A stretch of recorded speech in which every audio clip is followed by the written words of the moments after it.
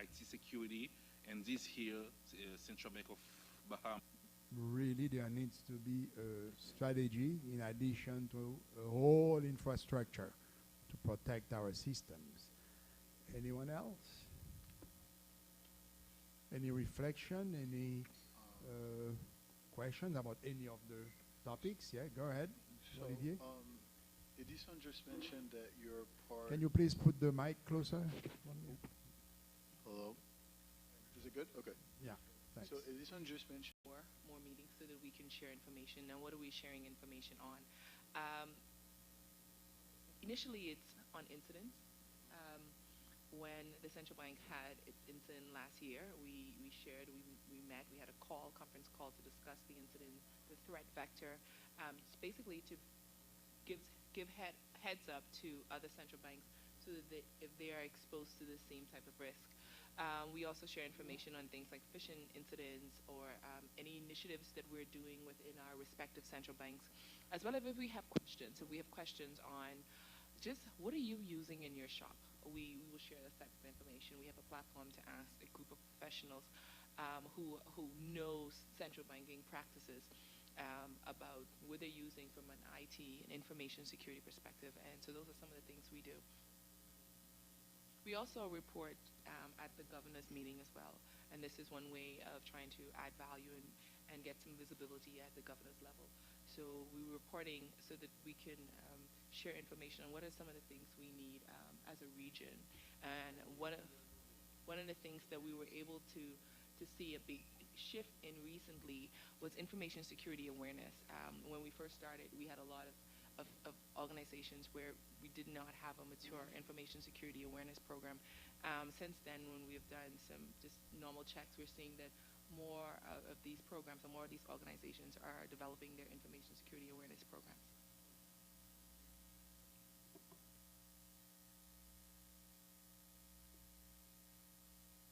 Thank you.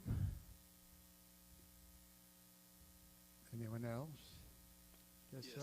Yeah, just as of curiosity, you said you had an incident in the Bahamas. How serious was it, or are you allowed to share that with us?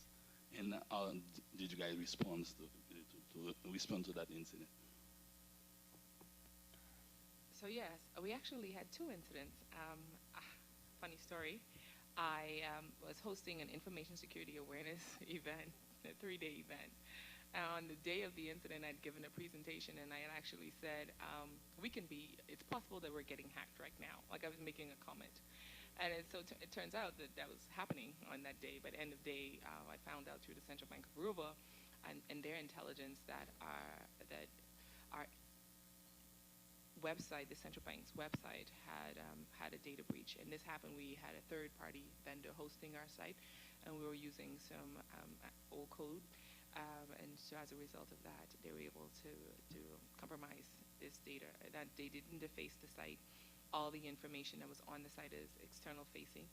But it certainly had some reputational damage because this was in the media, and we quickly reacted to that. As a matter of fact, we were already in the process of looking at a new website, building a new website, modernizing our website when this incident happened. So that goes to show that you just don't know when something like this can happen. And we had a second incident a few months later on the same website.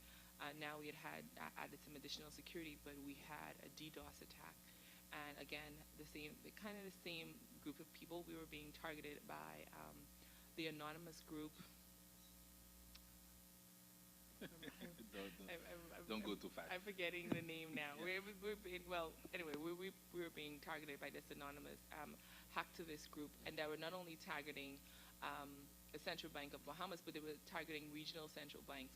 So not only did the Central Bank of the Bahamas had a DDoS attack, but also the Central Bank of Barbados was affected by the very same organization and their DDoS attack. And so yeah.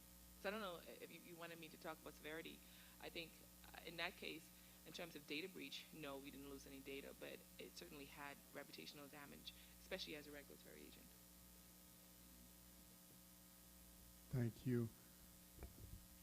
Go ahead, sir. Is it on? Okay. Just to show how having a security group, like she explained, has value, after they reported that incident, we actually did some research, and the same activist group had published a list, and Belize was on that list also. So we were monitoring our website very carefully after they reported that breach.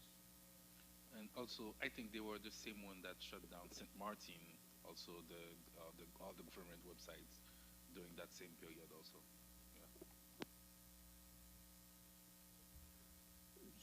So, you have something? Oh, yeah. Yeah, talking about security, I had a question for Symmetria. Is there an entity that is more concerned in security? Sorry, I don't completely understand. Is there an entity that is more Concerning concerned about security, yeah. than the central bank? No, then other entity in the central bank. Oh, so Like- you're basically asking, let me just make sure I'm understanding you correctly, that there's like another unit that's more Yeah, and concerned about and information security than central bank. in the Central Bank of the Bahamas. Yeah. No, there is no other. We do have a IT risk operations that's a part of the examinations group, but that's externally facing. They're a part of the regulators that go in and assess other commercial banks as a part of the central bank initiative. But internally, to address our deficiencies, no. I'm as concerned as you'll ever get. I'm like two people of concern. But I think ILIS, just to add to your point, if you're talking about who cares about information security, you would have people like audit, risk management, because cybersecurity, information security, is a part of risk. It's a part of enterprise risk. Legal would also be concerned about information security, but I think the people who should be most concerned, well, everybody should be concerned, but the people who should be most concerned would be the top.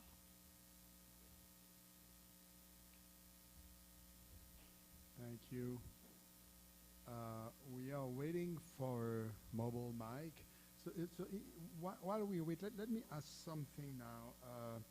That would be for Rashida and Holly from their presentation. There is something, maybe it's not really a question, simply a point of clarification. Because the plan that you had, there was a description, because you said there is no definition for per se for big data, even what it is. So there was a description, then application to financial inclusions, advances, progress in Haiti. But there was a question asking you if we have big data in Haiti. I think I heard you say no, right? If we have, if we have big data in Haiti. Someone asked you that question, I think. If there was if there is big data in Haiti, pardon me? Can you please put your mic, please? Mm-hmm. I think the question was if we in Haiti at the central bank we use application that where big data is involved. Oh, that was the question. That was the So question. so the answer is no. yes, no. Okay, but so we do have big data. Yeah. Okay. So do you have any prognosis in terms of time frame where maybe it will be, I don't know if I can say formalized at the level of the central banks, since there are progress occurring, what you call avancées en Haïti? Comme nous commençons à recueillir ces données, donc on est à une phase d'étude. On ne peut pas vraiment mettre une période à laquelle nous pourrons vraiment rentrer dans l'ère du traitement des techniques du big data. Okay. Thank you. So someone wanted to talk over here? Huh? Who is that? Nobody? I have a question. But Go ahead. It's for Inton about the cheap card. I have not a concern, but let's face it. You say that when you open a computer, okay, you have to badge in also to get access, right? So if the employee already badged in to get access to the physical facility, like to the office, right? Why do you, I mean, recommend or you ask the person to badge in again to use the computer? Is it for like a defense in depth perimeter, or is it a choice? Why? At the central bank, not all areas are access control. Okay. There are a lot of offices that once you're in the bank, you have access to that area that Okay. has computers. But it's only specific areas such as security areas, IT areas, management offices Okay. that use access control. Okay. But the purpose goes beyond that. Mm-hmm. We actually conducted a pen test exercise. Oh, okay. I believe it's last year, about late last year. And we, again, were one of those banks that thought we were good with Okay. security, but turns out we weren't. The pen tester identified some security vulnerabilities in our system. One of the main ones had to do with authentication and Okay. passwords. So as a result of that, we saw multi-factor authentication as something we would want to implement at the bank. Okay. It's not only for people that are physically at the bank, but a hacker that has gained remote access or has some kind of access, you know.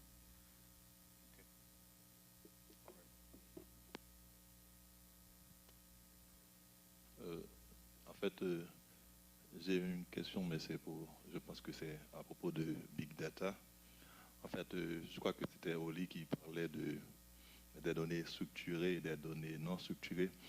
En fait, je voudrais peut-être qu'il souligne pour nous en fait, la différence qu'il y aurait entre avoir une application qui traiterait les données non structurées et une application qui traiterait les données structurées. Qu'est-ce qui serait mieux?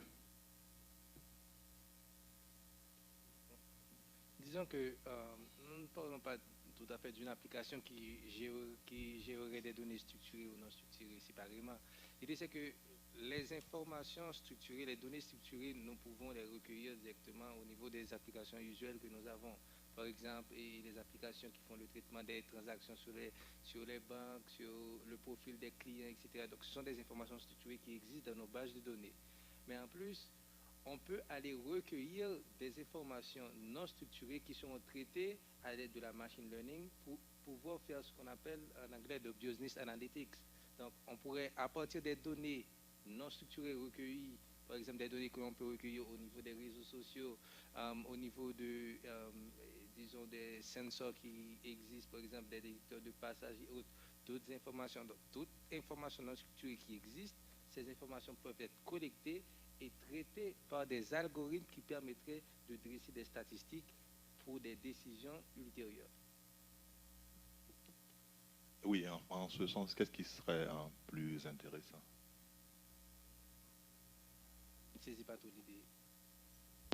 Je dirais, ce qui serait plus intéressant en termes de données, les non structurées et les données structurées. Ok, oui, toutes les données sont utiles à utiliser et comme on l'avait souligné, 80% des données qui existent aujourd'hui sont des données non structurées. Donc, avec 80% d'informations non structurées, on ne peut pas se passer des données structurées qui, elles, sont tout aussi importantes. D'ailleurs, l'utilisation qu'on fait de nos applications, de nos systèmes, utilise des données structurées. Mais en plus de cela, il y a aussi les données non structurées qui possèdent aussi d'autres informations. Donc, ce n'est pas un choix de dire qu'est-ce qui serait mieux à utiliser. Donc, choisir des données structurées et laisser à côté des données non structurées. On utilisera toujours les données structurées, mais on peut trouver aussi une banque d'informations importante au niveau des données non structurées qu'on pourrait aussi incorporer dans nos systèmes pour prendre des décisions stratégiques. Et pour ajouter à ce que tu dis, Oli, pour l'édification de Honor, ces derniers temps, de nos jours, la tendance va vers une utilisation non structurée. que l'on prenne et Google, Facebook, Apple, Amazon, Microsoft, ils utilisent que ce soit des bases de données NoSQL comme et MongoDB, comme et Firebase ou bien Cassandra, justement par rapport à la quantité de données qu'ils traitent. Et en fait, ça leur donne une certaine granulité, si je peux dire ainsi. C'est-à-dire plus de données, c'est plus que je sais à propos de toi. Donc ces derniers temps, c'est la tendance actuelle, si je peux répondre ici.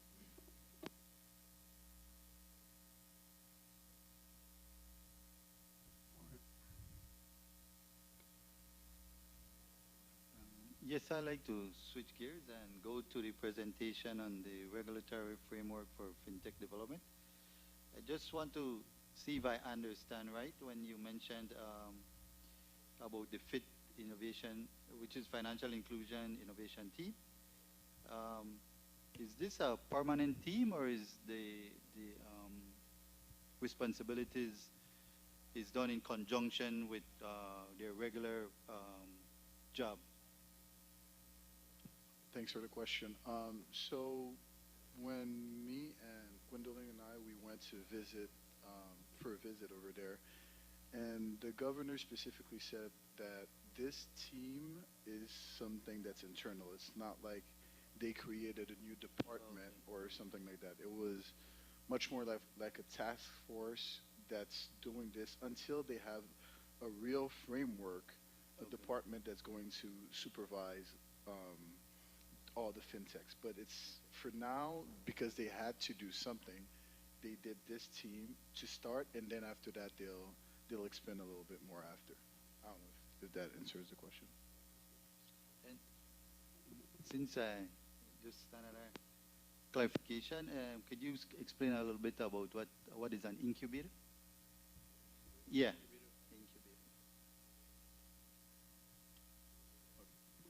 So an incubator, just like I think Alpha Haiti we did in 2018, or Banques, it's a place where, and some other people will actually complete my definition. It's where a place where a lot of startups, companies, or even, I don't know if it's only related to startups or other companies, can come and actually get services on many other things, such as business plans, the business, the way that they want to conduct their businesses, if I can say, whether it's accounting, whether it's for finance, human resources, and well, for fintech specifically, I think it would be much more larger than that. But that's what an incubator is. I don't know if anyone wants to add to it. Yeah, I just want to add something. Basically, that's what you said. Let's say that you have an idea about a startup. It can be a fintech, like it can be something in the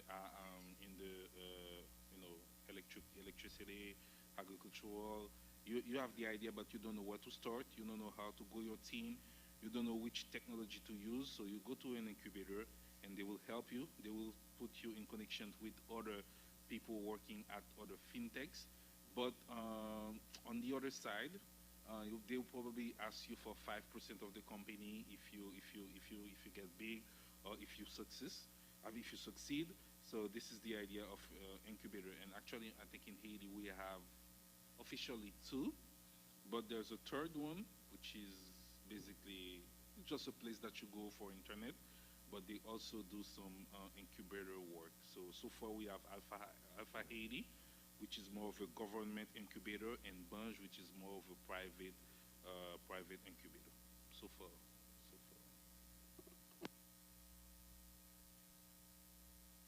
While you're speaking, could you also talk about the sandbox, the regional sandbox idea? Yeah, so as I explained when I was doing my presentation, the sandbox approach in general is that a company can come to the central bank or any regulators, and there will be a framework established by the central bank so that the company knows that when it's going to present, no one's going to steal their ideas, their data is going to be safe, and then the central bank in this case will be able to see what's going on when their product is out there, whether they're doing payments or transfers. But now, if you ask me what exactly how it's done, I do not know exactly the IT part behind it. But about the regional sandbox, what I wanted to say is that here in Haiti, we have some fintechs here, but there might be other fintechs that are in the Bahamas or in Jamaica that we don't know about. And if it would be great if we could start by having conversation just like you guys did on your group. And then after that, if there was a possibility to test these fintechs into our own financial system, if we have a framework for a sandbox here in Haiti, so that we can share all these information and we know what can work and what cannot work for a jurisdiction. Let me add to that in the sandbox approach, it's basically verbatim what it says. It's just a space where you can actually test your product. You operate under a regulated framework. And the regional sandbox approach, I know that the Central Bank of Barbados, when I went to a conference last year, they are actually thinking about setting a regional sandbox for fintech companies. Given that fintech breaks barriers and it connects bridges, there is an imminent potential risk of any systemic crash or risk that we have in our country, given the broader spectrum of internet and how everything is connected. It might impact either Barbados or Bahamas or whatever. So in this mindset, having the different regulators of the region to get together and actually talk about their experiences and talk about the fintech that they have in their own countries and how it might actually impact their system or the regional system. It's a possibility that the Central Bank of Barbados is exploring, and the idea is actually being put in front of the United Nations and the CARICOM so that we can actually implement a regional sandbox approach.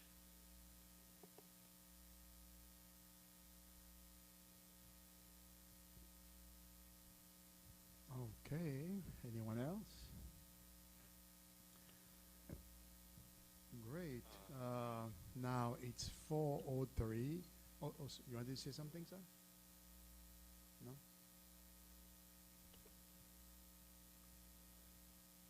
Okay, someone. Can you go closer? Put the mic closer from you. Thank you. Someone has spoken about crowdfunding model. I would like to know if this model is based on a trust relationship between the people, and if yes, how can we bring this trust relationship to them in order to facilitate financial inclusion?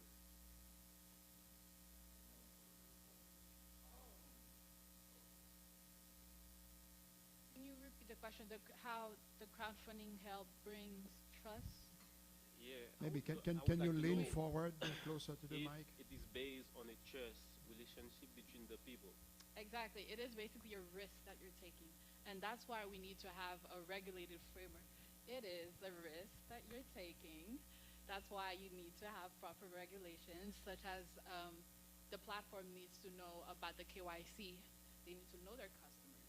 In order to maintain a stability in the system, we have risk of anti-money laundering that can be performed also through crowdfunding. There are high risks that need to be addressed, and it's based upon trust. And the thing about the crowdfunding platform, if you go on, let's say, CMIT, you see a project, you say, okay, it looks like an interesting project. You get a certain type of information, very limited information about the project. You take a risk. You say, this is an interesting factor. However, one good thing about those crowdfunding platforms, they limit the amount that you're able to invest. So that's the control part. However, KYC and AML risks are still imminent, and that's why we, the central bank, the regulators still need to have overview of it. But it is a trust and a risk that you're taking. But I mean, most of the crowdfunding sites that are out there, they accept credit cards, don't they? Yes.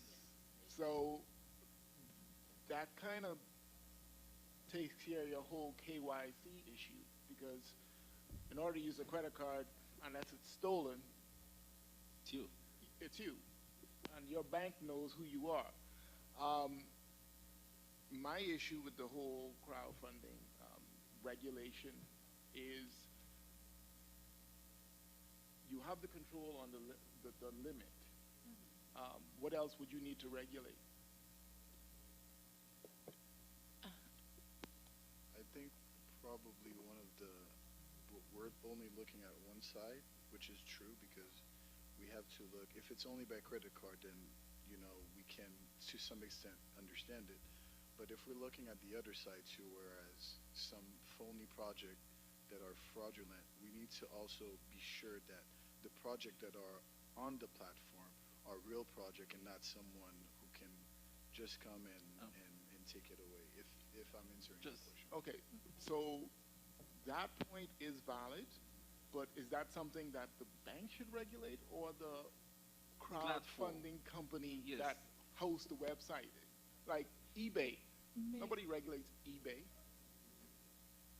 You go to eBay, you see a product, you pay for it, they ship it to you.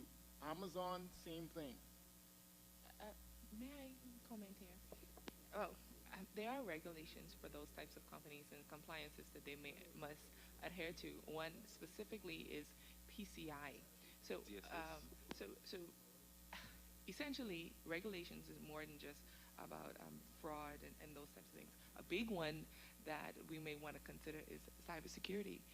We may want to look at having a framework similar to the examiner's unit to be able to understand the infrastructure controls that they have in place and how they have developed this. That's one. Simply because they're now using credit card information, you may want to use the PCI model to make sure that customer information is protected. I mean, there's lots and lots of reasons I see here to regulate a crowdfunding organization. Actually, there was one case of the big impact of a crowdfunding platform. I think it was in China, where there was this particular crowdfunding platform that did not set a limit to the amount of money that could be invested. And there was, I think, a big breach into their system, and there was a big security breach into their system, the way that you said. And it actually impacted the whole financial system in China. That's when they decided as well, I think, FINRA set up the sandbox approach in order to better understand and raise the question of the necessity to regulate certain platforms, fintech platforms. Okay, let me be clear. Yeah. I'm not saying don't regulate, but I think there's a major difference between bank regulation and self-regulation. Okay, I think when you look at a lot of because as a company, even as a crowdfunding company, any company that basically sells a product or service should have policies and a framework in place to manage the risk. Because anytime you put money out there, it's a risk. So what I've seen is government and banking regulations do tend to limit creativity, limit innovation. So strike the balance. That's all I'm saying. I agree with you. And in this particular case, we're talking about the central bank regulating fintech, because we don't have yet a financial market authority that will be in charge of this section. There will be the separation between banking regulation and financial market regulation. In the case of Haiti, given that we are still at the nascent stage, in a lot of countries in the region, we don't have that yet, that expertise that, for instance, in the United States, who regulates the fintechs? SEC. So there is this separation.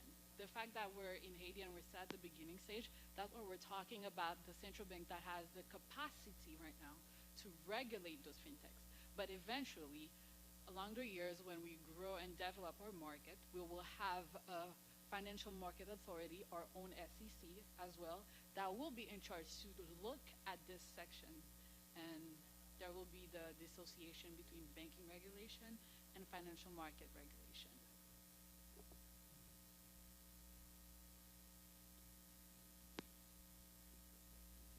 That's really nice.